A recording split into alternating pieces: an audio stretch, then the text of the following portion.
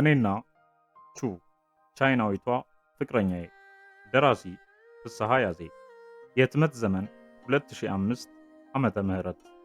ክፍል 11። እኔና ቹ ሚሊኒየም አዳራሽ ውስጥ። እኔ ስራ ከተውኩ በኋላ ሙሉ ጊዜን አሳልፍ የነበረው ቤታችን ውስጥ ነው።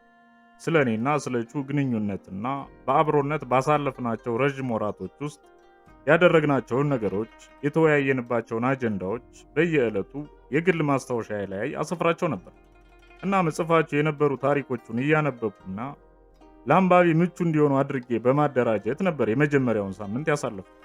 እሷም ስራ ውላ ስትመጣ ይህንኑ ተግባሬን ሳከናውን ነበር የምታገኘኝ። በዚህ መሰሉ ሂደት የሳምንቱ የሥራ ቀናቶች አልፈው እሁድ ደረሰ። ቻይና በወቅቱ የኢትዮጵያ አጋር የሆነች ሀገር እንደመሆኗ መጠንም የኢትዮጵያ የልማት ድል የእሷም ድል ነውና በሚል ይመስለኛል የልማት አርበኛ የተባሉ አርሶ አደሮች በሚሸለሙበት ዕለት ቹና ጥቂት ባልደረባዎቿ በዝግጅቱ ላይ እንዲገኙ ተጋብዘው ነበር። ቹ ይህን ስትነግረኝ በአግራሞት ነበር ያዳመጥኳት። የሽልማቱ ስነ ስርዓት የሚካሄደው ሚሊኒየም አዳራሽ ነው። ስለዚህ ነገ እሁድ በተጋበዝነው መሰረት መገኘት አለብን አለች። ቅዳሜ ማታ ነበር ይህን ያለች። በሳቅ ተንፈረፈረ። እና ትገኛለሽ ስልም ጠየቋት። መገኘት ባልፈልግም መገኘት ግን አለብን። ቆይ ከእናንተ ጋር ምን አገናኙ? ምንም፣ ግን ስራ ቦታ መጥተው እኔንና 3 የበላይ አለቆቼን ጋበዙ። ጠዋት ስለሆነ የከሰዓት በኋላውን ጊዜ አይሻሙንም። አንተም መገኘት ትችላለህ። የተለየ የመግቢያ መመዘኛ የለው። ያው የጥሪ ወረቀት 2 ነው ያመጣው አለችና ድርሻዬን ሰጠች። አስቂኝ ግብዣ ስትጋብዥኝ ይህ የመጀመሪያሽ ነው አልኩና ተቀበልኳት። በዚህ ጉዳይ ላይ ጥቂት እየሳቅንና እየተሳለቅን አመሸንና ራታችን በልተን ተኛ። ነጋ፣ እሁድም ሆነ። እኔና ቹም ወደ ሚሊኒየም አዳራሽ ተጓዝን። በጣም ሰፊ አዳራሽ አላችሁ አለች ደጃፉ ላይ እንደደረሰ። ገና የታየሽውና ውስጡ ስል ለዚህ አዳራሽ እንግዳ አይደለሁም አንዬ። አንድ ጊዜ ለትልቅ የሙዚቃ ድግስ ታድሜ አይቼዋለሁ። ትኬቱ የመጣልን በመስሪያ ቤት በኩል ነበር። ለአውሮፓውያን የዘመን መለወጫ በዓል ይመስለኛል የውጭ ሀገር ዘፋኞች መጥተው ነበር። ያኔ ሙሉ ሌሊት ከባልደረቦቼ ጋር ያሳለፍነው እዚህ አዳራሽ ውስጥ ነው። ጉድ ነው። እንኳንም ያኔ አብረን አልሆን። እንዴት? ምን እንዴት አለው የኔ ቆንጆ? የመግቢያ ዋጋው 1500 ብር የነበረ ጊዜ ማለትሽ ነው አይደል? አዎ እንደዚያ ነበር። እኛ ግን ከኪሳችን አልከፈልንም። ቢሆንም አብረን ብንሆን ኖሮ የግድ ብቻሽን ስለማትገቢ እኔ ትኬቱን ገዝቼ መግቢያት አይቀርም ነበር። ያ ደግሞ ለእኔ እብደት ይባላል። የወር ከ15 ቀን ደሞዜን ለ6 ሰዓታት ያህል የማላውቃቸው ሰዎች በማይገባኝ ቋንቋ ሲጮሁ ለመስማት፣ ሲዘሉ ለማየት ኢንቨስት ላደርገው አልችልም። ብችልና አንቺ ብትከፊልኝ ራሱ አልገባም ነበር። የላሊበላን ሕንፃ ወይም የፋሲል ግንብን አልጎበኝበትም እንዴ? ግን ብዙ ሀበሾች ነበሩ ያን ጊዜ። ይኖራሉ። 1500 ብርን 15 ሳንቲም ብለው የሚተረጉሙ ኢትዮጵያውያን ብዙ አይደሉም እንጂ እኮ አሉ። ወደ ውስጥ ገብተን ከበስተኋላ ክፍት ሆነው ወዳየናቸው ወንበሮች ሄደን ተቀመጥን። በመድረኩ ፊት ለፊት በአረንጓዴ አልባሳት ያሸበረቁ ተሸላሚ አረበኞች ተገጥግጠዋል። ስነ ስርዓቱ ገና ስላልጀመረ አዳራሹ በሰዎች ንግግር ሞቅ ብሏል። ብዙዎቹም ገና በመግባት ላይ ነበሩና ጠንከር ያለ ግርግር ይስተዋላል። እኔና ቹ እንደ ልባችን ለማውራት የሚያስችለንን ቦታ ለመምረጥ ያደረግነው ጥረት ተሳክቶልን ደህና ቦታ ላይ ነው የተቀመጥነው። እና የዛኔ ስትዝናኝ ያደርሻ አልኳት ተመቻችቼ እየተቀመጡ። በጭራሽ አሰልቺ ነበር። ለመዝናናት ሳይሆን ለሳውና ባዝ የገባሁ ነው የመሰለኝ። ከፍተኛ የሰዎች መጨናነቅና ጩኸት ስለነበር በሰዎች ትንፋሽ በላብ ተጠምቄ ነበር። ብዙዎች ገና እንደገቡ ነው የሰከሩት። እኔ ደግሞ የለመድኩት ፈጣን ሙዚቃና ጭፈራ ሳይሆን ለስላሳና ረቂቅ ሆኖ የሚመስጥ ነው። በዚያ ላይ እንግዳ ነበርኩ። ለማንኛውም ማየትሽ ጥሩ ነው። እና ግን አጠቃላይ ዝግጅቱ ምን ይመስል ነበር? ምንም አይልም። የሚገርም ግን የሚዝናኑ ሰዎች ትኬት እያሳዩ በሰልፍ ሲገቡ ተሰላፊዎቹን እየዞሩ ጋሽዬ 10 ሳንቲም እህቴ ለዳቦ እያሉ የሚለምኑ ሌላ ተሰላፊዎች በር ላይ ሳይ በጣም ስቄያለሁ አለች። ከየት መጡ ደግሞ? ደንገጥ ብዬ ጠየኳት። እንዴት? አሁንስ በሩ ላይ ብዙ ለማኞች አሉ አይደል እንዴ? ምን እያልክ ነው? አባባሌ ግራ አጋባት። ከየት መጡ ያልኩሽ ለምን መሰለሽ? ያ ዝግጅት ሊካሄድ ጥቂት ቀናት ሲቀሩት የአዲስ አበባ ጎዳና ተዳዳሪዎችንና የኔ ቢጤዎቹን ከያሉበት እያፈሱ ወጣ ባለ ቦታ አስቀምጧቸው እንደነበር በደንብ ስለማስታውስ ነው። ጭራሽ ቦሌ አካባቢ ያን ቀን ለማኝ። እርግጠኛ ነችው? በጣም አንዬ፣ የሚገርም ነው። ሾልከው የመጡ መሆን አለባቸው፣ ወይም ከአፈሳው የተረፉና ተደብቀው የቆዩ መሆን አለባቸው። በእርግጥ ፖሊሶች ሲያባረሯቸው አይቻለሁ። ግን ለምን ማለት ጥሩ ነው። አየሽ፣ ያን ጊዜም ሆነ ከዚያ በፊት በነበሩ ተመሳሳይ የሙዚቃ ዝግጅቶች ዘፋኞች ከውጭ ሀገር ስለሚመጡና ዓለም አቀፍ እውቅና ያላቸው ስለሆኑ ስለ ኢትዮጵያ መጥፎ ኢሜጅ እንዳይኖራቸው ይፈለጋል። ገጽታን ከማሳመርና ከመገንባት አንጻር ደግሞ አንድ አፍሪካዊ መንግስት ዝነኛ ሰዎች ከውጭ ሀገር ሲመጡ መልካም ገጽታን የሚያጎድፉ የጎዳና ተዳዳሪዎችና የቆሸሸ ድሪቶ ለብሰው የሚታዩ ለማኝ ዜጎችን ራቅ ማድረግና እንዳይታዩ መደበቅ ይኖርበታል። ምክንያቱም እነዚያ ዝነኞች ወደ ሀገራቸው ሲሄዱም ሆነ ስለ ቆይታቸው በጋዜጠኞች ሲጠየቁ ስለ ኢትዮጵያ ማማር፣ ስለ ንጽህናዋ፣ ስለ ከተማዋ ውበት፣ ስለ ዜጎች ስልጡንነት ወዘተ ጥሩ መልስ መስጠት እንዲኖርባቸው ታስቦ ነው። በዓለም አቀፍ መድረክ ኢትዮጵያ በጎ ገጽታዋ መገንባት አለበት እያልኩ ልቀጥል ስል የቹ አግራሞት የተቀላቀለበት ረዥም ሳቅ አቋረጠኝ። ካካካካ ያለች ስታሽካካ ቀስ ብለሽ ሳቂ። እውነቱ ግን እሱ ነው። በተለይ የሚሊኒየማችን ጊዜ በዚህ ዙሪያ ሰፊ ስራ ተሰርቷል። ከዚያ ጊዜ ጀምሮ ብላክ አይድ ፒስ፣ ቢዮንሴ፣ ጃሩል፣ አርኬሊ ወደ ኢትዮጵያ መጥተዋል።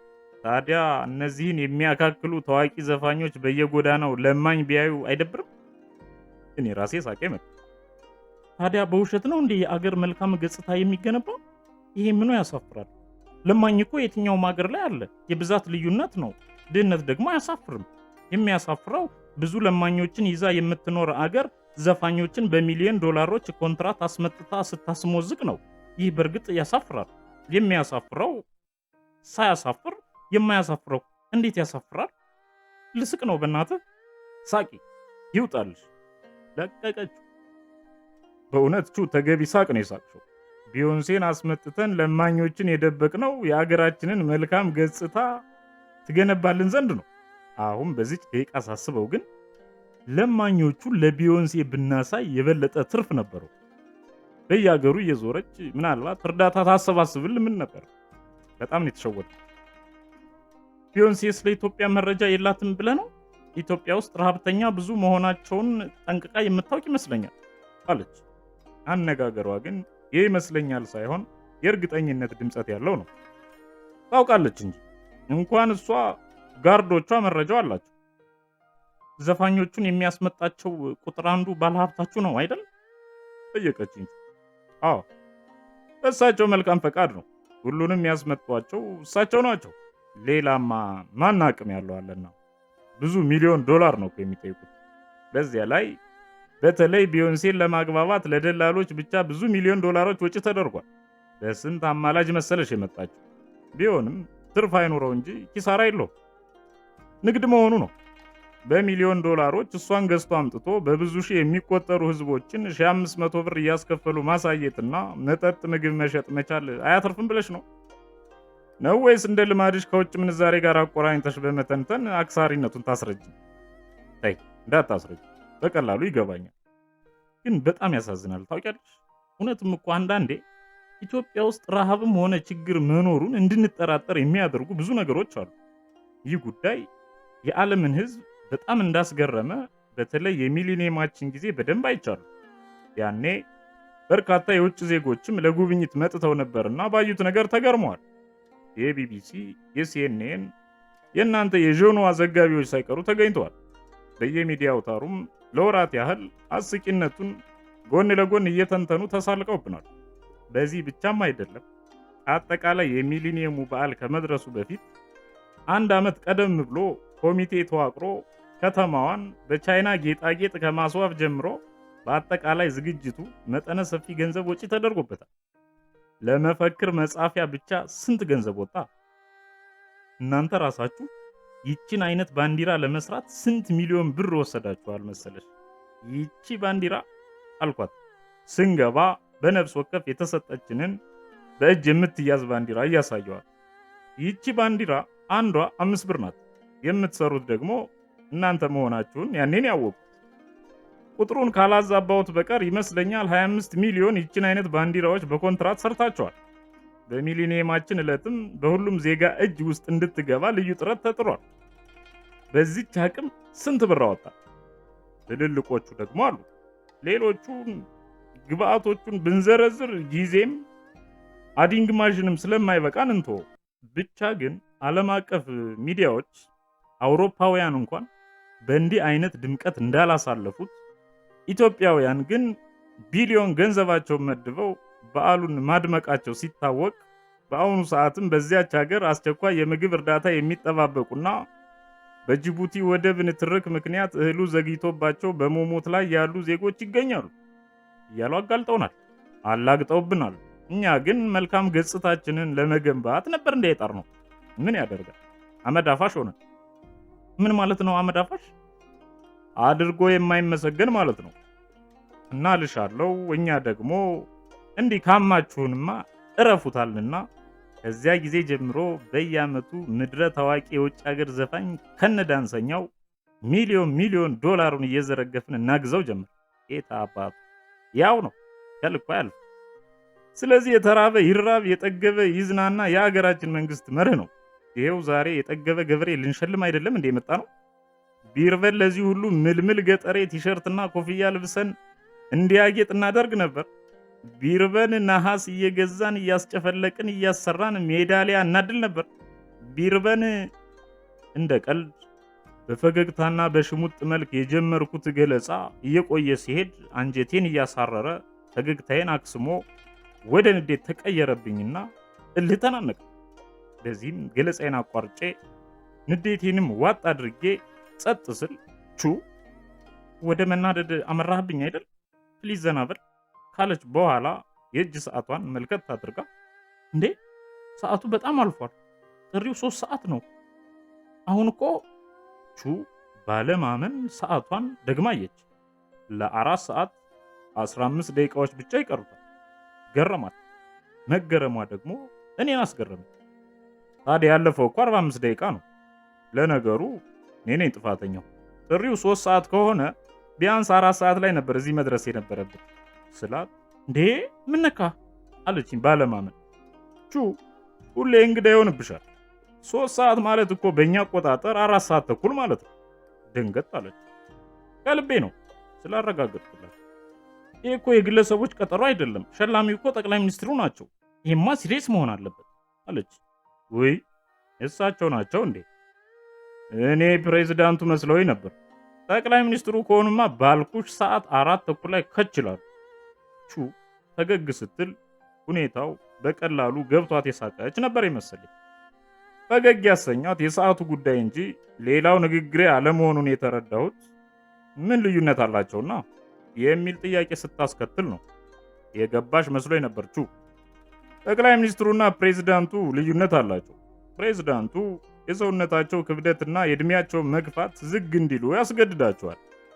ስለዚህ ከሚኒስትሩ የበለጠ ጊዜ ሊወስዱ ይችላሉ። በአንድ ወቅት ለአንድ የሚዲያ ስራ እዚህ ተገኝቼ ነበር። ከዝግጅቱ ጎን ለጎን የራት ግብዣ ነበረው። ፕሬዝዳንቱ የዕለቱ እንግዳ ሆነን አብረን እስከ ምሽቱ 4 ሰዓት አሳልፈናል። ዝግጅቱ አልቆ ስንወጣ ግን የግድ እሳቸው ቀድመው መውጣት ነበረባቸው እና በሩ ላይ ያለችውን 20 ደቂቃ የማትሞላ ደረጃ ለመውረድና ወደ ምቹ ተሽከርካሪያቸው ለመግባት በርከት ባሉ ደጋፊዎቻቸው ድጋፍና እገዛ እየተረዱ ለመግባት 30 ደቂቃ ያህል ሲወስድባቸው በአይኔ አይቼ በጣም ገርሞኛል፣ አዝኛለሁ። በዚህ ምክንያት ቦሌ ታክሲ የማገኘው እስከ 4 ሰዓት ስለሆነና ተከትያቸው ስወጣ 4 ሰዓት ተኩል ስለሆነብኝ ታክሲ አጥቼ በእግሬ ሄጃለሁ። ስለዚህ አውቃቸዋለሁ። ግን እዚህ ደረጃ እኛ ሀገር ዋናው ታማኝነት ነው። ታማኝ ከሆነ ሕፃን ልጅም ይሁን በጣም የሸመገለ ከፍተኛ ስልጣን ሊይዝ ይችላል። ለዚህ ዙሪያ መመዘኛ የለም፣ አድሎም የለም። ሌላ ተተኪ የሚያስፈልግበት ምክንያትም የለም። ቀልዱን ተወውና ግን የውጭ ሀገር እንግዳ ሲመጣ እንዴት ይቀበላሉ?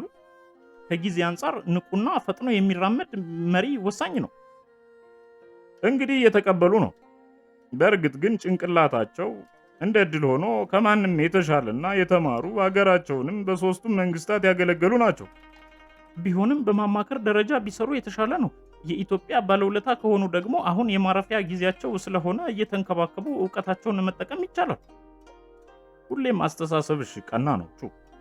ግን መንቀሳቀሱ ለእሳቸው ጤና እንደሚበጅም ማወቅ አለብን። የስራ ጫና ግን የበለጠ ያስረጃል። ቆይ ግን ጠቅላይ ሚኒስትሩ ለምን አይመጡም? ያልከው ሰዓት እንደ ቀልድ መድረሱ እኮ ነው። አሁንም ሰዓቷን አየች። እንደ ቀልድ ነው ያልሽው? ምኑ ነው ቀልድ? ጠብቂ ብዬሻለሁ፣ ጠብቂ። ገና ምንም ሳንጠብቅ ቹ በቅጽበት ትዕግስት የማጣት ሁኔታ ማሳየት ጀመረች። እንደ መናደድም አደረጋት። በዚህ ጊዜ ተረጋጊ የኔ ማር፣ ምናልባት አንድ መፍትሄ ሳይኖር አይቀርም ስላት፣ ምን አለች ፈጠን ብላ። መቼም እንውጣ አልልሽ። ይህ የጉብኝትሽ ወይም የትዝብትሽ አንድ አካል ነውና እንውጣ አልልሽ። ነገር ግን ፕሮግራሙ እንደጀመረ አድርገን እንድናስብ መድረኩ ላይ ቆሞ ስለ ግብርናው እድገት ወረቀት ይዞ የሚያነበውን ጋዜጠኛ ማዳመጥ ብንጀምር። ወይኔ ጉዴ! አሁንም ድረስ እያወራ ነው እንዴ? ወደ መድረኩ አፈጠጠች። በኢትዮጵያ ቴሌቪዥን ተወክሎ የመጣውና ያማረ ሱፍ የለበሰው ጋዜጠኛ ስንገባ ጀምሮ የያዘውን ወረቀት ገለጥ እያደረገ በግብርና ዙሪያ የሚያትት ትንታኔውን እያቀረበ አሁንም ድረስ አለ። በሚገርም ሁኔታ ግን እኔና ቹ መሆንን ሌላው ታዳሚ እየሰማው አልነበረም። ማይኩን ተጠግቶ ያነባል። የራሱን የማሳመሪያ ቃል እያካተተ በስሜት ያነበንባል። ማንም እየሰማ እንዳልሆነ ደግሞ የአዳራሹ ጫጫታ ያረጋግጣል። እንደውም ብዙዎቹ ፊታቸውን ከነወንበሩ አዙረው የጦፈ የግልና የጋራ ወሬ እያወሩ ነው። በጩኸት የሚሳቁ ሳቆች ለጉድ ይደመጣሉ። እሱ ግን ያነባል። አይደክመውም እንዴ? እኔ እኮ እርስት አድርጌዋለሁ። በጣም ያሳዝናል። ቢያንስ ተሸላሚዎቹ ሊያደምጡት ይገባል። ቹ ከልቧ እያዘነችለት እንደሆነ ገባኝ። ለምን አይሰሙትም? ወይ ቹ ምኑን ይስሙት? ቀልድ መሆኑን ሁሉም ያውቁ የለም እንዴ? እሱ ራሱም ያውቋል እንጂ። ቁም ነገር እያወራ ቢሆንማ እኔም አንቺም ወሬያችንን ትተን እናዳምጠው ነበር። ግን ተረት ነው። ለመሆኑ ግን አንዲት ቃል እየሰማኸው አለ? የሚሸለሙት ገበሬዎች ብዛት 1500 መሆናቸውን የሰማው መሰለኝ። በተረፈ ያው የተለመደ ንግግሩ እንጂ ምንም አመለጠን ብለን የምንቆጭበት ንግግር እንዳላደረገ እርግጠኛ ነኝ። የሐሰት መሆኑን ሁሉም ያውቃል ስልሽ አታምኝም እንዴ? ሌላውን ተይው። የአንቺ ባልደረቦች የት አሉና? አንቺ መቅረቱ ከብዶሽ መጣሽ እንጂ እኮ ሌላው ከዚህ በፊት ያየው ከሆነ አይገኝም። አንድ ቻይናዊ ጠቁምኛ። የሉም። ይግረምሽና ግን ዝግጅቱ በቀጥታ በኢቲቪ እየተላለፈ ነው። ይህ አሁን ያለው ሁኔታ? አዎ፣ እኛም ሳንቀር። በጣም አዝናለሁ አንዬ። በጣም ስርዓት የሚያስይዝ የለም። የምን ስርዓት? በስርዓቱ አርበኛ ከሆኑማ ራሳቸው ስርዓት ሊኖራቸው ይገባ ነበር። እኔናችሁ እንዲህ እየተጨዋወትን በነፃነት እያወራን ቆየን። ማንም ታዳሚ እስካሁን በነበረው ሂደት እንደ ልቡ እየጮኸ ቢያወራ የሚሰማው የለም።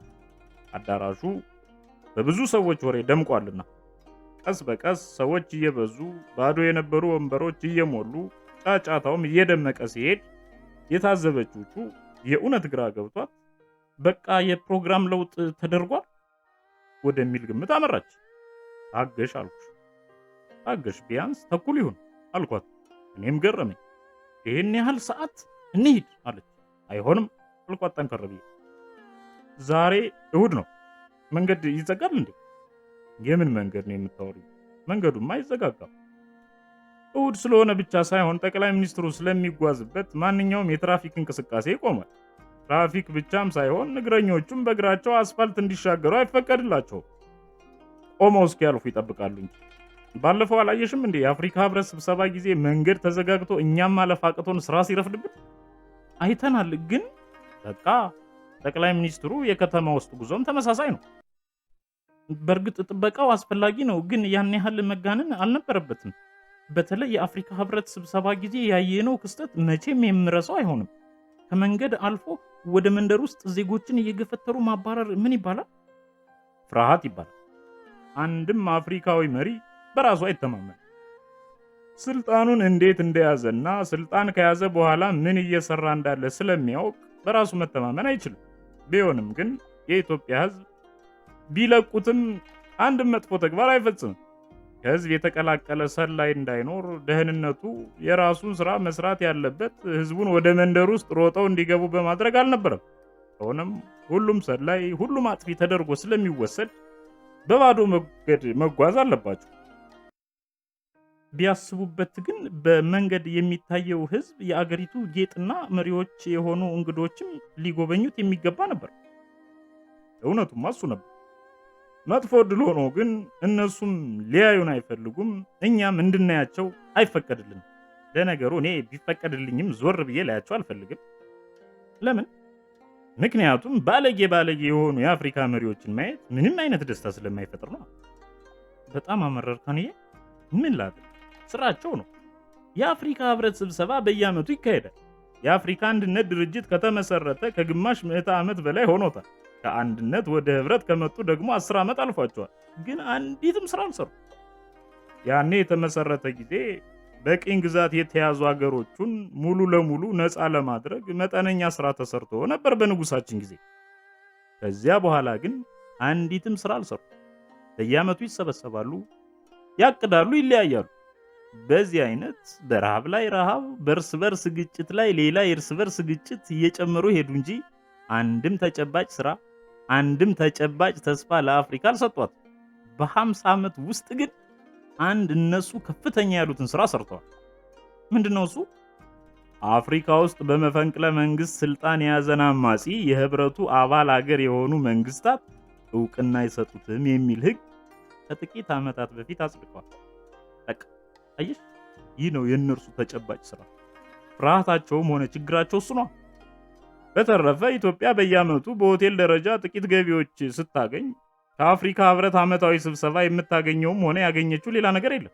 እኔ በግሌ ስብሰባው ሲደርስ የመንገዱ ጉዳይ ያሳስበኛል። በፌዴራል ፖሊስ እየተገፈተርኩ ወደ የመንደሩ ስገባ ይሰማኛል። እና መንገድ ተዘጋግቷል የሚለው ሐሳብሽ ተቀባይነት የለውም ለማለት ነው። ብዙ እግረኛ ዜጎች እየተገፈተሩልሽ ነው። በዚህ መሰረት ከ10 ደቂቃ በኋላ ይደርሳሉ ተብሎ ይታሰባል። ያ ማለት ከቀጠሮ ጊዜ 1 ሰዓት ተኩል አሳልፈው ይደርሳሉ ማለት ነው። ግልጽ አለች እየታከታት ቢሆን። ድንገት አዳራሹ በቅጽበት በጸጥታ ተዋጠ። ለካስ ጋዜጠኛው የዕለቱ እንግዳና የሽልማቱ አበርካች የሆኑት ክቡር ጠቅላይ ሚኒስትር በመግባት ላይ ናቸው የሚል ገለጻ አድርጓል። ሰዓቷን አየች። 4 ተኩል እንደሆነ እርግጠኛ ነበርኩና አልኳት። ይሄን ያህል እርግጠኛ ነበር? በጣም አልኩ ቀብረር ብዬ። ስቀጥልም እዚህ ብቻ አይደለም፣ የፊልም ምረቃ ላይም የቲያትር ምረቃ ላይም ሆነ ሰርግ ላይ የትም ይሁን ተመሳሳይ ነው። ለምን እንዲህ እንደሆነ አሁን በደንብ የተረዳሽው ይመስለኛል። ሁሉም ነገር ከላይ ነው ቅርጽ አልባ መሆን የሚጀምረው። ግልጽ አንዬ በሹክሹክታ መለሰች። ጠቅላይ ሚኒስትሩ ወደ መድረኩ ብቅ ሲሉ ሁሉም ታዳሚ ከተቀመጠበት ተነሳ። ሆታና ፉጨት አዳራሹን አደበላለቀው። ትልቁም ትንሹም ጣቶቹን ወደ አፉ እያስገባ አፏጨ። ሹም አጨበጨበችላቸው። እኔም ቀልዳቸውን ስለምወደው በደንብ አጨበጨብኩላቸው። ወዲያው ግን ደክሞኝ አቋረጥኩ። የሚያቆም አልሆነማ። ለደቂቃዎች ከተጨበጨበ በኋላ ታዳሚው የይበቃል ምልክት ስለተሰጠው ተቀመጠ። ጠቅላይ ሚኒስትሩ ያረፈዱበትን ምክንያት ጠቅሰው ይቅርታ መጠየቅ አለባቸው አለችው። ያን ካደረጉ እየሰሙኝ ይስቃሉ። በጭራሽ ያደርጉት። እብድ ነሽ እንዴ አልኳት። እንዳልኩትም በቀጥታ ወደ መግቢያ ንግግራቸው አመሩ። ከተለመደው የተንዛዛ የመግቢያ ስነ ስርዓት በኋላ የሽልማት ስነ ስርዓቱ ተጀመረ። አቶ መለስ ዜናዊ ቆመው የሽልማት ሜዳሊያውን እየመዘዙ ከሚሰጧቸው ግለሰቦች እየተቀበሉ በየገበሬው አንገት እያጠለቁና እየጨበጡ ይሸኛሉ። ጋዜጠኛው የተሸላሚዎችን ስም ዝርዝር እየጠራ ያሰልፋል። የአቶ መለስ አይን ርቃ ከተቀመጠችው ከቹ ላይ ሊነቀል አልቻለም። ይሸልማሉ፣ ይጨብጣሉ፣ ቹን ያያሉ። ተገረምኩ፣ ደስም አለኝ። የአቶ መለስ አይን እኛ ላይ ነው። ያውቁሻል እንዴ ቹ አልኳት በሹክሹክታ። ቹ ኧረ በጭራሽ ግን ልክ ነህ እያዩን ነው ስትል መለሰች። ሌላ የውጭ ዜጋ በብዛት የለም። የቻይና መልክ ያለሽ ደግሞ አንቺ ብቻ ነሽ። ስለዚህ ምክትል አምባሳደር ወይም ቻይናን ወክለሽ የተገኘሽ መስሏቸው ነው። ብቻ ምን አለፋሽ የሚያዩሽ በደስታ እንጂ በመጥፎ አይደለም። ቻይና ሄደሽ መልካም ገጽታችንን በመገንባቱ ረገድ የድርሻሽን ተወጪ እያሉሽ ነው ባይ ናቸው። ስለዚህ ቻይናዊቷ ቢዮንሴ ብዬሻለሁ ስላት አቶ መለስ እንዳያዩዋት ዝቅ አለችና የሆነ ነገር የጣለችና የምታነሳ መስላ ተንከትክታ ስቃ ስትጨርስ ቀና አለች። ቹ ላጥ ያለች የቻይና ራዳ ናት። እናም የቀራትን ርዝራዥ ሳቅ ቀና ካለች በኋላም እንዳይታወቅባት የያዘቻትን ባንዲራ ከፍ አድርጋ ግራ ቀኝ እያውለበለበች ሳቋ የደስታ ፈገግታ መሆኑን ለማሳየት ሞከረች። አቶ መለስም ከርቀት እያዩት ፈገግ አሉላት። ሁኔታው ለእኔ ሰርግና ምላሽ ሆነልኝ። ለምን ቢባል ይህን አሰልቺ ጊዜ ከቹ ጋር እንዳሻኝ እያወራው አሳልፈዋለሁና። ምክንያቱም እኔ ቹን ሳወራት የማስተረጉምላት እንጂ ሌላ ወሬ እንደማወራት አይታሰብም። በዚህም ላይ በአዳራሽ ውስጥ የተሰበሰቡ ዜጎች ሁሉ የኢህአዴግ ካድሬዎች ስለሆኑና አበልም ተከፍሏቸው የመጡ ስለሆኑ እኔም ከነሱ እንደ አንዱ ስለምቆጠር ጥሩ አድርጌ የኢትዮጵያን እድገት እንደምተነትንላት ነው የሚታወቀው። ቹ እንደ ልባችን ማውራት እንችላለን። አንቺ ቋንቋ እንደማትችይና እኔ አስተርጓሚሽ እንደሆንኩ አስቢ። ሁሉም ሰው እንደዚያ ለማሰብ ዝግጁ ነው። ስለዚህ በምናወራው ላይ አስተርጓሚሽ የሚነግርሽን እየሰማሽ አንገት መወዝወዝ ይኖርብሻል። በዚህ ዘዴ ቆይታችንን አሰልቺ ከመሆን ልናድነው እንችላለን። ግን በሹክሹክታ ግልጽ የኔ ጥሩ ዘዴ ነው። ሚኒስትሩም እንደዚያ እንደሚያስቡ እርግጠኛ ነኝ። አዎ። አርሶ አደር ቃሶ ዲልቃማ የተለያዩ ዘመናዊ የአመራረት ዘዴን በመጠቀም ምርታማ በመሆንና በ3 ዓመታት ውስጥ 3 ሚሊዮን ብር ካፒታል ማግኘት በመቻል ወደ መድረኩ ይወጣሉ። ሜዳሊያ ያጠልቃሉ። የአቶ መለስን እጅ ይጨብጣሉ፣ ዋንጫም ይቀበላሉ። ከፍ አድርገው ለእኛ ያሳዩንና ዋንጫውን ይስማሉ፣ ከመድረክ ይወርዳሉ። አሁንም ሌላ ይጠራል፣ ሂደቱ ይቀጥላል። በመሃል የመድረኩ መሪ ጣልቃ እየገባ መንግስት በዘረጋውና ለልማት ምቹ በሆነው አስተዳደር ተጠቅመው ድህነትን ታሪክ ለማድረግ እያለ ዝግጅቱን ለማድመቅ ይጣጣራል። ቹ በጣም ዝግ ባለ ድምፅና የከንፈር እንቅስቃሴዋ እንዳይታወቅ አንገቷን እንደፋ አድርጋ የነዚህ መበልጸግ መቻል ሚስጥሩ ምንድን ነው የሚል ጥያቄ አነሳች። እኔም ዝቅ ባለ ድምፅ ሚስጥሩ ለብዙዎች እንቆቅልሽ ነው፣ ለጥቂቶች ግን ግልጽ ነው።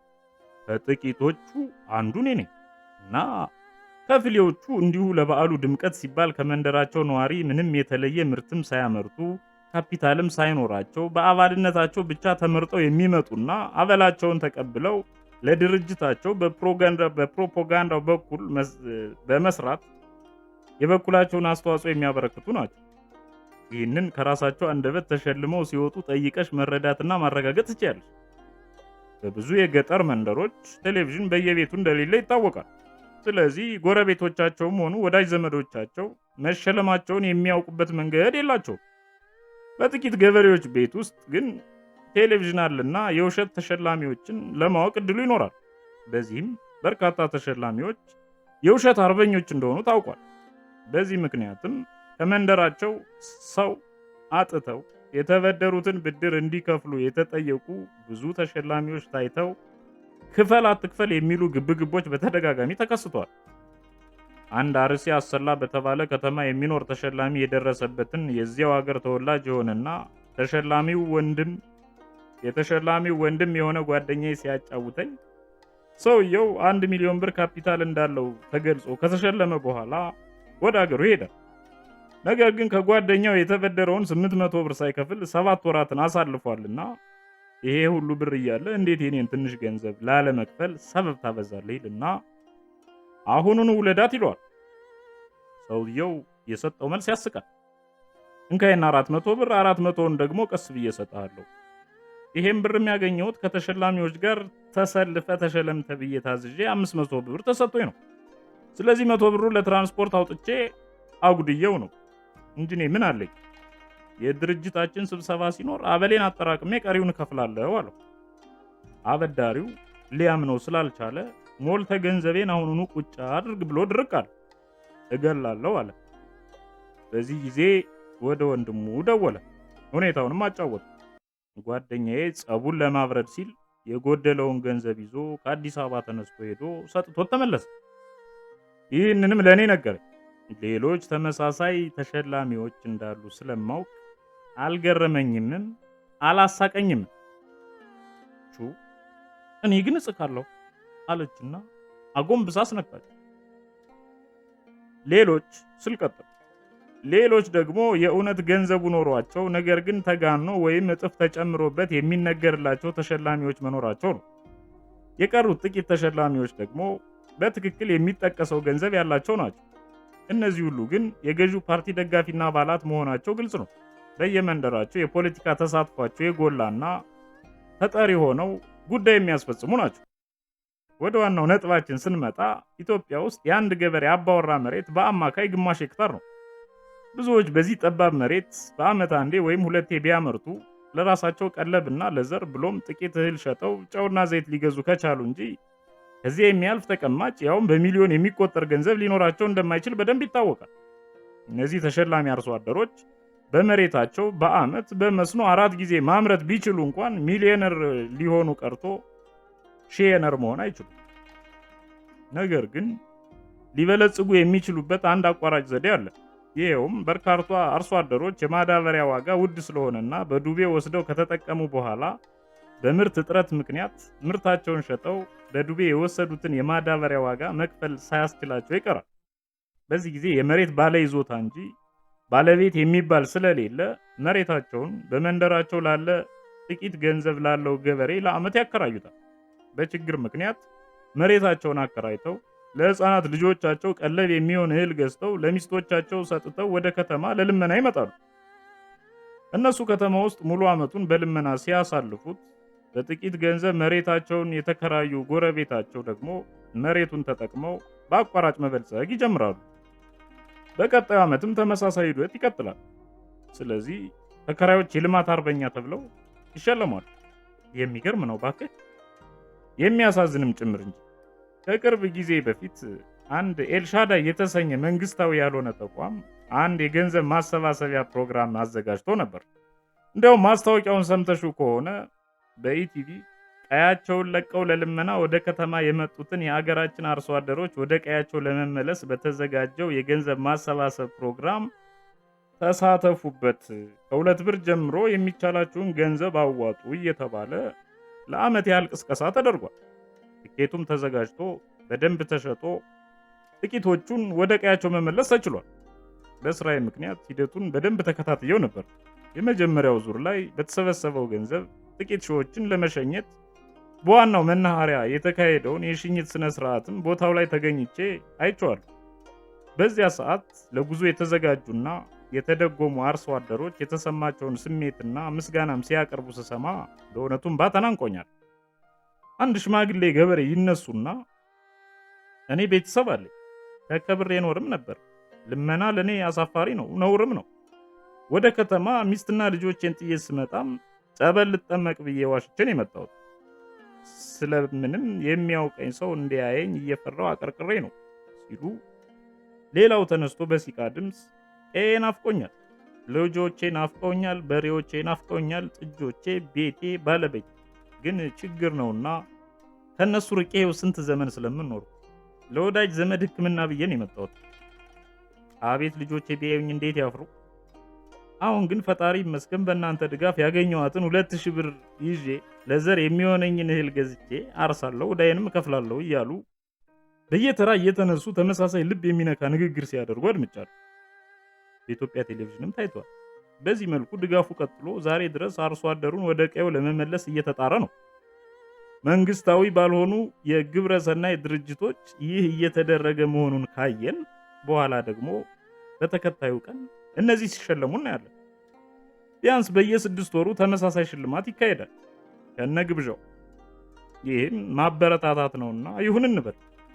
ግን ይህ ሁሉ ሜዳሊያና ዋንጫ፣ ባንዲራውም ሆነ ቲሸርቱ፣ ኮፍያውም ሆነ የክብር ጋወኑ ከና አጠቃላይ ዝግጅቱ በርካታ ገንዘብ ፈጅቷል። ገንዘቡ ከማንም ይውጣ ብቻ ግን ብዙ ወደ ልመና የተሰማሩ አርሶ አደሮችን በዚህ ወጪ ወደ ቀያቸው መመለስ ይቻል ነበር። እነሱ ይለምኑ፣ እኔ ልሸለም የሚል ገበሬ ምን አምራች ቢሆን አገሩን ወክሎ የልማት አርበኛ ሊባል ይገባል? አይገባም። ይሄ የሚያሳምም ድርጊት ነው። ለምሳሌ እኛ ሀገር የሚሸለሙ ገበሬዎች አሉ። የሚሸለሙት ግን በራሳቸው ዘዴ በትንሽ መሬት ብዙ ሩዝ ማምረት የሚቻልበትን ሁኔታ በመፍጠራቸው አንዲት የሩዝ ዘር የምታስገኘውን ምርት እጥፍ ማድረግ በመቻላቸው ነው። የአመራረት ዘዴያቸው ብቻውን አያሸልምም። ለሌሎች ግኝታቸውን አካፍለው ውጤታማ ማድረግ የቻሉ ናቸው የሚሸለሙት። እንደገና የባንክ ቡክ መመዘኛ ሊሆን በፍጹም አይችልም። ከሁሉም በላይ ገና የጥሪ ወረቀቱ እንደደረሰኝ የገረመኝን ልንገርህ። ምንም አይነት ውጤታማ ገበሬ ይኑር፣ በምግብ ሰብል ራሷን ባልቻለች አገር ሚሊዮኖች በውጭ እርዳታ ብቻ በልተው በሚያድሩበት አገር ተሸላሚ አርሶ አደሮች ማለት ምን ማለት ነው ብዬ ራሴን ጠይቄያለሁ። ከዚህ ባለፈ የብልጽግናቸውን መንገድ ስትነግረኝ ደግሞ የበለጠ አዝኛለሁ። ታውቃለህ፣ የእኛ ሀገር ተሸላሚ ገበሬዎች የቻይናን የሩዝ ፍጆታ አሟልተው ከዚያ በኋላ የተረፋቸውን ኤክስፖርት ማድረግ የቻሉ ናቸው አለች። ከቹ ንግግር ውስጥ ትኩረቴን የሳበው ቻይና ውስጥ ተመሳሳይ የገበሬዎች ሽልማት መኖሩ ነውና፣ እንዴ እናንተ ሀገርም የልማት አርበኞች የሚባሉ አርሶ አደሮች ይሸልማሉ እንዴ ስል በግርም ጠየኳት። በደንብ ነዋ። ገበሬ ብቻ ሳይሆን ነጋዴም፣ በአነስተኛ ልዩ ልዩ ስራዎች የተሰማሩና ከፍ ያሉ ዜጎች በየጊዜው ይሸለማሉ ስትለኝ በይታዩ ገባኝ። እኔ እኮ ከመቼ ወዲህ የመጣ ተግባር ነው ብዬ ይገርመኝ ነበር። ለካይም ከእናንተ ነው የተኮረጀው። እኛ ሀገር ግን ተሸላሚዎቹ የእውነት የሚያኮሩና ስራቸው የሚደነቅ ነው ሀንዬ። መንግስትም ያበድራቸዋል። መሆንም አለበት እንጂ ጉድ ነው የኔ ቆንጆ። ምን ነው ሀንዬ ደግሞ ቀስ እያልክ አውራ አለች። እውነቷን ነው። ሳይታወቀኝ ጮክ ብዬ ነበር። ጉድ ነው ያልኩሽ ነገር ሁሉ ገርሞኝ ነው። አጠቃላይ አገሪቱ በቻይና ቅርጽ ነዋ እየተከረከመች ያለችው። እንዴ ልዩነቱ የእውነትና የውሸት መሆኑ ላይ ብቻ ነው እንጂ ከባህል በስተቀር ፖለቲካዊ፣ ኢኮኖሚያዊና ማህበራዊ ቅርጹን በቻይና መቀስ በቻይና ቅርጽ እየከረከሙት ነው። አልገባኝም። ልብ በይ፣ ቻይና ውስጥ ገዢው ኮሚኒስት ፓርቲ በተቻለው መጠን ደጋፊ አባላቱን እየመለመለ ያበዛል። እኛም ሀገር ያለው ገዢ ፓርቲ ደጋፊ አባላቱን ያበዛል። ልዩነቱ የቻይናው መንግስት አባላቱን የሚመለምለው በስራው ውጤትና በተግባር ባሳየው ስራ ሳምኖ ነው። እኛ ሀገር ደግሞ መንግስት በጥቅማ ጥቅም እየደለለ በየመንግስት መስሪያ ቤቱና በየዩኒቨርሲቲው እያስገደደ እያስፈራራ አባላቱን ያበዛል። እዚያ በልማት ስራው ውጤታማ በመሆኑ ልማታዊ መንግስት ነኝ ሲል፣ እዚህ ያለ አንዳች ስራ ልማታዊ መንግስት ነኝ ተባለ። እዚያ አውራ ፓርቲ ነኝ ምክንያቱም በስራዬ ህዝቡ ወዶኛል ሲባል፣ እዚህም ልማታዊ መንግስት ነኝ ተባለ። እዚያ ተቃዋሚዎች ከፓርላማ እንዲወጡ ለማድረግ የሚቃወሙበትን ክፍተት መንግስት ዘግቶባቸው ፓርላማው በምርጫ ተቃዋሚዎች የሌሉበት ሆነ። እዚህ በምርጫ ሰበብ ክፍተቱ ሳይዘጋ እንዲሁ ተቃዋሚዎች ፓርላማ እንዳይኖሩ ተደረገ። እዚያ ምርታማ ገበሬዎች በትክክለኛ የሥራ ውጤታቸው ተሸለሙ፣ እዚህም በሐሰት ተሸለሙ። እዚያ በአነስተኛና ጥቃቅን ዜጎች ተደራጁና ብድር ተመቻችቶላቸው ውጤታማ ሆኑ። እዚህም አባላቱን ማደራጀት ተጀመረና ብድርም ተመቻቸ። ልዩነቱ የቻይና መንግስት ለአነስተኛና ጥቃቅን ተሳታፊዎች አነስተኛ ብድር ከሰጠና እሱንም ከመለሱ እጥፍ መስጠት ተጀመረ። እዚህም እንደዚያው። ግን የኛው ሄዶ 100 ሺህ ብር ላይ ይቆማል። በ5,000 ብር ተነስቶ 100 ሺህ ብር መበደር የቻለ እዚያ ላይ ያበቃለታል። ምክንያቱም ከዚህ ገንዘብ በላይ መበደር የሚችለው ባንክ ሲሆን እስከ 100 ሺህ ብር ድረስ ግን ለአነስተኛና ጥቃቅን ተብሎ በተዘጋጀ የብድር ተቋም ነው መበደር የሚችለው። እሱን አልፎ ባንክ 200 ሺህ ብርም ይሁን 1 ሚሊዮን ብር መበደር አይችልም። አሳማኝ የንግድ ዘርፍ ውስጥ ቢገባም የተነሳው በአነስተኛና ጥቃቅን ስለሆነ ጣራው ላይ ሊቆም ይገደዳል። ለምን?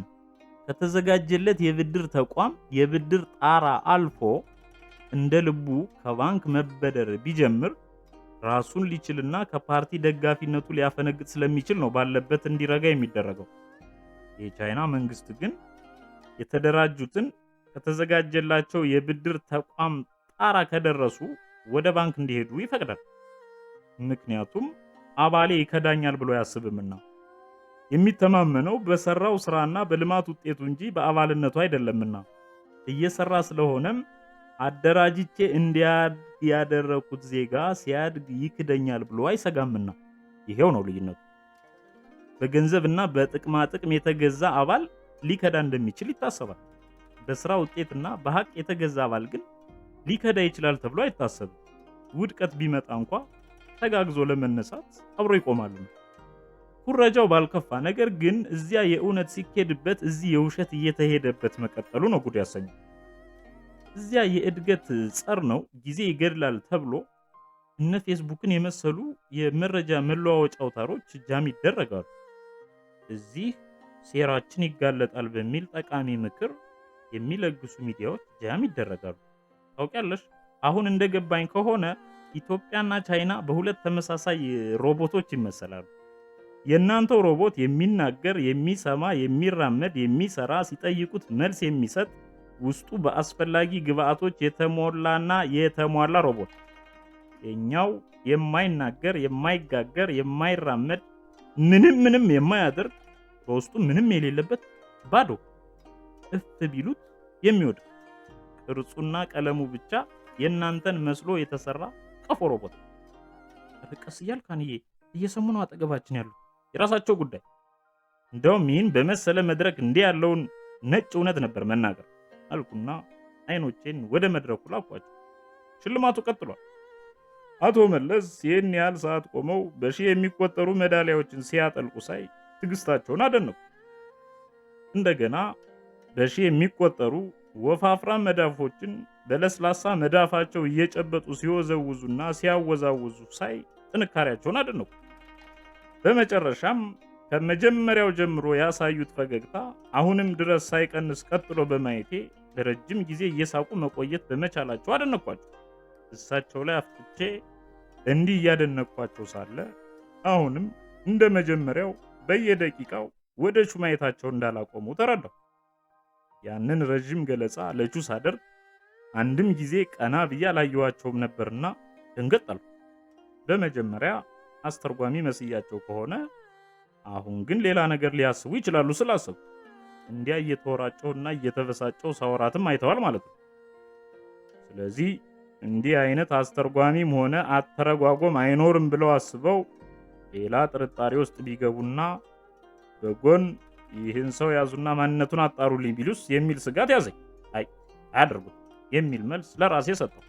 ቢሆንም ግን ለክፉም ለደጉም መጠንቀቁ አይከፋምና ሌላ ነገር ጠርጥረውም ከሆነ ጥርጣሬያቸውን ለማስተው ፈልጌ ወደ ቹ አይኖቻቸውን ሲልኩ ጠብቄ በደንብ ፈገግ አልኩና የያስኳትን ባንዲራ ከፍ አድርጌ የደስታ ስሜትን በሚገልጽ ሁኔታ ወደ ግራ ወደ ቀኝ እያደረግኩ እስኪጠግቡ ድረስ አውለበለብኩላቸው።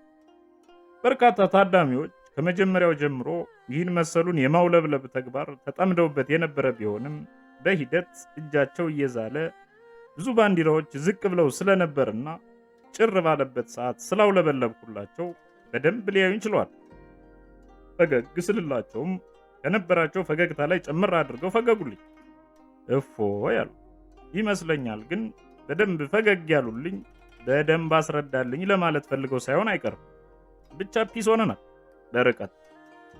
ቹ ድክም ባለ ድምፅ በጣም ራበኛንዬ ስትለኝ እኔም እንዳንቺ ግን ታገሽ፣ ይሄ ሁሉ ገበሬ ያመረተውን እህል ሳንቀምስለት አንወጣ፣ ድግስ አለ ጠብቂ።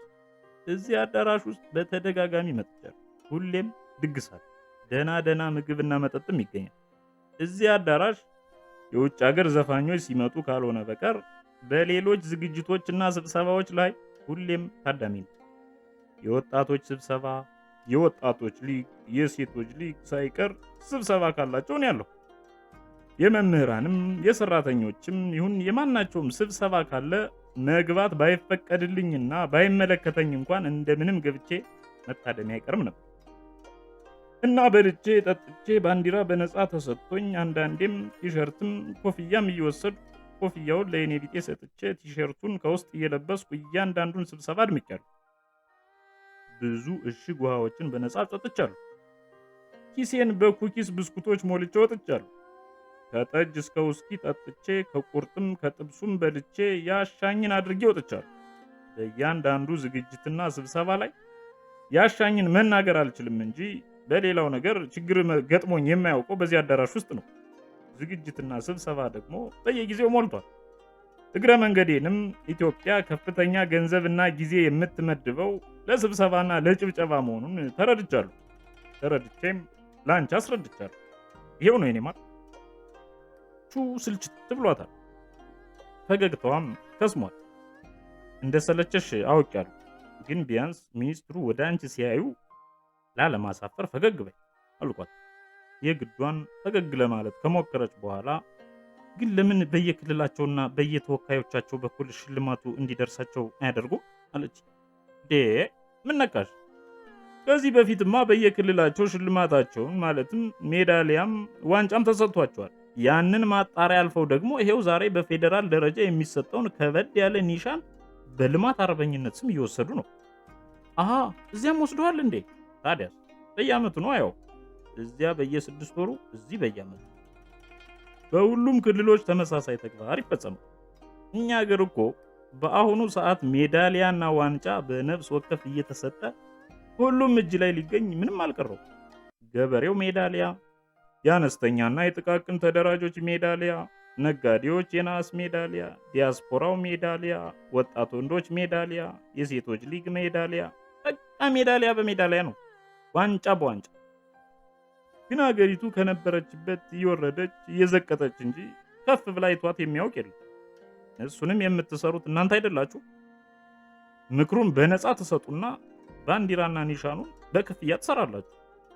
ብቻ ግን ምን አለፋሽ አትሌቶች ከያዙት የተከበሩ ጥቂት ሜዳሊያዎች በስተቀር የቀረው በሚሊዮን የሚቆጠር ሜዳሊያ እርባና ቢስና ለኢትዮጵያም ሆነ ለሕዝቦቿ ብሎም ለተሸላሚዎች ጠብ በሚል ነገር የሌለው ከንቱ መዳብንም እንደመከተል ሄዳ በንዴት እጄን አወራጨው። በዚህ ምክንያት ሳላስበው ባንዲራዬን አንድ ያውለበለብኳት ማለት ነው። ከረጅም አሰልቺ ቆይታ በኋላ ሽልማቱ አለቀ። ይህንንም ጋዜጠኛው ሲያበስረን ለሰዓታት ታስራ የቆየችና አሁን ከእስር ቤት ውጪ የተባለች ይመስል ቹ ናይስ ስትል አደመጠ። ይህን ያህል ስልችቶች ነበር ማሪ? በጣም በተለይ ትርጉም አልባ መሆኑን ከነገርከኝ በኋላ ነው መሰልቸቴ እያደገ የሄደው። አየህ 3 ሰዓት ሙሉ ካለች በኋላ ሰውነቷን ማፍታታት ጀመረ። 4 ሰዓት ተኩል ላይ የጀመረ ሽልማት 7 ሰዓት ተኩል ላይ አለቀ። በጣም ፈጥኗል። አቶ መለስ በ10 ሰከንድ አንድ ሰው ቢሸልሙ ብዬ አሰብኩ። በ3 ሰዓት 1080 ሰው ይሸልማል። ስለዚህ ተሸላሚዎቹ 1500 ስለሆኑ በአማካይ አንድ ገበሬ ሸልሞና ጨብጦ ለመሸኘት 7 ሰከንድ ያህል ወስዶባቸዋል ማለት ነው። ጀግና ናቸው። ጋዜጠኛው ቀጠለ። የሽልማት ስነ ስርዓቱ ተፈጽሟል። በመሆኑም ክቡር ጠቅላይ ሚኒስትር የመዝጊያ ንግግር ያደርጋሉ። ቀጥሎ እንግዶችና መላው ታዳሚዎች ወደ ተዘጋጀው የግብዣ ስነ ስርዓት ያመራሉ። ጎሽ የመዝጊያ ንግግር አደረጉ ማለት ሁሉም ነገር አበቃ ማለት ነው አይደል አንዬ? እንደዚያ ነው። ግን ያው ያንዛዙታል። ምናልባት ስለደከማቸው ብዙ ያቆዩን ይሆናል። በነገራችን ላይ የመዝጊያ ንግግር ከሚሉት ይልቅ የእንቁልልጭ ንግግር ቢሉት ይታመናል። እንቁልልጭ ማለት ምን ማለት ነው? የእኛ ደጋፊ የሆነ እንዲህ በሽልማት ይንቆጠቆጣል። አባል አልሆንም ብለሽ የቀረሽ ሁሉ አመለጠሽ ቀረብሽ። ኢትዮጵያ ውስጥ ረሃብና ድርቅ አለ እያልሽ ለዓለም አቀፍ ሚዲያ ቱስ የምትይ ተቃዋሚ ሁላ ምን ይውጥሽ ይኸው ሸለምን እንደማለት ነው ስላት አልገባኝም አለች ወደ እኔ ዞር። የመዝጊያ ንግግሩ ግን ተጀምሯል። ስንወጣ በደንብ አስረዳሻለሁ። አሁን በጥሞና እናዳምጥ አልኩና በጸጥታ ንግግሩን መስማት ቀጠለ። ተከበራችሁ የሀገራችን የልማት አርበኞች በድጋሚ እንኳን ደስ ያላችሁ። ጭብጨባ። ዛሬ ያገኛችሁት ሽልማት በእጅጉ ሊያኮራችሁና ለበለጠ ስራ ሊያነሳሳችሁ እንደሚችል ይታወቃል። ከዚህ ቀደም በየክልላችሁ ባስመዘገባችሁት የልማት ውጤት ተሸላሚ ነበራችሁ። ዛሬ ደግሞ በፌዴራል ደረጃ የሚሰጠውን ከፍተኛ ኒሻን ተቀዳጅታችኋል። አገራችን እንደናንተ አይነት ብዙ የልማት አርበኞች ያስፈልጓታል። የኢትዮጵያ ሕዝብ 85 ከመቶ በግብርና የሚተዳደር መሆኑ ይታወቃል። በመሆኑም አርሶ አደሩንና አርብቶ አደሩን ብሎም ከፊል አርብቶ አደሩን ማበረታታትና ማገዝ የመንግስት ዋና ተግባርና ልዩ ትኩረት የሚሰጠው ጉዳይ ሆኗል። በዚህ መሰረት መንግስት ባዘጋጀው ምቹ ሁኔታ በመጠቀምና ምክርና ድጋፉን ተቀብላችሁ በተግባር ላይ በመዋላችሁ እዚህ ደረጃ ደርሳችኋል። ይህ ሽልማትም እንደ ልማታችን ቀጣይነትና ዘላቂነት ያለው ነውና ለሌላ ለበለጠ ሽልማት መዘጋጀት ይኖርባቸዋል። እናንተን ያዩ ሌሎችም አርአያነትን ከእናንተ ወስደው የነገ ተሸላሚ ለመሆን እንደሚጥሩ ይታወቃል። እናንተም ሽልማት ማለት የበለጠ ኃላፊነት መቀበል ማለት መሆኑን ተገንዝባችሁ ተግባራችሁን መቀጠል ይጠበቅባችኋል። ከውጭም ሆነ ከውስጥ አፍራሽ ኃይሎች ከራሳቸው አመንጭተው የሚነዙትን የሐሰት ወሬ ትኩረት በመንፈግና ስራችሁ ላይ በማተኮር ለዚህ ድል በቅታችኋል። አሁንም ሆነ ወደፊት የልማት ጸሮች የሆኑ ግለሰቦችና ማህበራት አይጠፉም። ዓላማቸውን በአመፅ ለማስፈጸም ሌት ተቀን የሚሯሯጡ ጠላቶች እንዳሉ መዘንጋት የለባችሁ።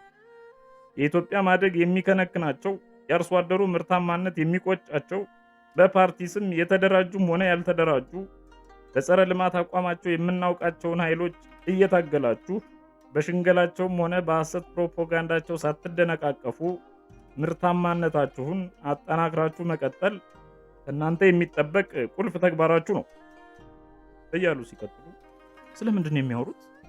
ግራ ገባት። ዝም ብለሽ ስሚ በማለት ጸጥ አሰኘዋት። አገራችን የያዘችው የልማት ጎዳና እንደምታውቁት ሰፊና ዘርፈ ብዙ ነው። በዚህም በአጭር ጊዜ ውስጥ መካከለኛ ገቢ ካላቸው ሀገራት ተርታ ለመሰለፍ ችላለች። ዛሬ የተገኙ ድሎችን አስጠብቆ ከማስቀጠል ጎን ለጎንም ስለ ሰላም መጨነቅ ይኖርብናል።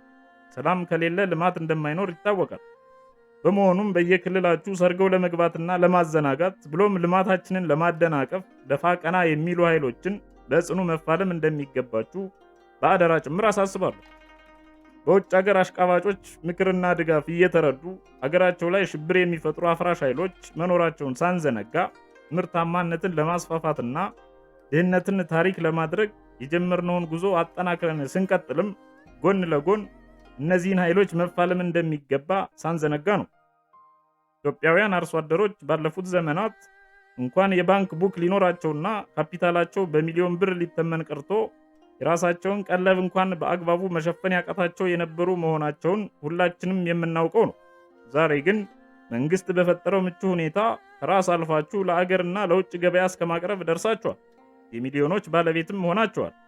ይህም የመንግስታችን ዋና ዓላማና ግብ የነበረና ወደፊትም ሆኖ የሚቀጥል ነው። የኢትዮጵያ የጀርባ አጥንት እናንተ አርሶ አደሮች ናችሁና የጀመራችሁትን ግስጋሴ አጠናክራችሁ መቀጠል የውዴታ ግዴታችሁ ይሆናል እያሉ ሲናገሩ ውለው በድጋሚ እንኳን ደስ ያላችሁ ብለው ዘጉ። ስለ ልማት ሳይሆን ስለ ፖለቲካ እያወሩት ይበዛል ልበል? አዎ ሁሌም እንዲህ ነው። እንቁልልጬ ማለት በከፊል ያየሽውን ይመስላል። ግልጽ አንየ በቀጥታ እንውጣ። ግብዣውስ በጭራሽ አልመገብ፣ አንተም እንድትመገብ አልፈቅድልህም። ውጭ ወጥተን እየፈለግነውን እንብላ ስትለኝ ያሳየችው ገጽታ ህብረትህ ከማን ጋር ነው? የማንንስ ምግብ ትበላለህ? ከነማን ጋርስ ማዕድ ትሳተፋለህ? የሚል ጭብጥ እንዳለው በቀላሉ ተረዳሁ። እንደ መዘግነን ሲላትም አስተዋል። ማለት የፈለግሽው በደንብ ገብቶኛል፣ ሁለተኛ አላደርገው አልኩና ተመሳሳይ ስሜቷን ተጋርቼ አብረን በዝምታ ከአዳራሹም ከግቢውም ወጥተን ሄድን። ከኛ በቀር ሌላ ታዳሚ አልወጣም። እሳቸው ግን ከኛ በፊት ሳይጋበዙ ነበር ሄዱት። ከማለዳው 2 ሰዓት እስከ 8 ሰዓት ድረስ የነበረው የኔና የቹ ጊዜ በዚህ አይነት ተቋጨና ምሳችንን በልተን ወደ ቤታችን ሄድን። እዛም ደርሰን ስለዚሁ ጉዳይ ስንወያይ ነበር የዋልነው። ክፍል 12 ይቀጥላል።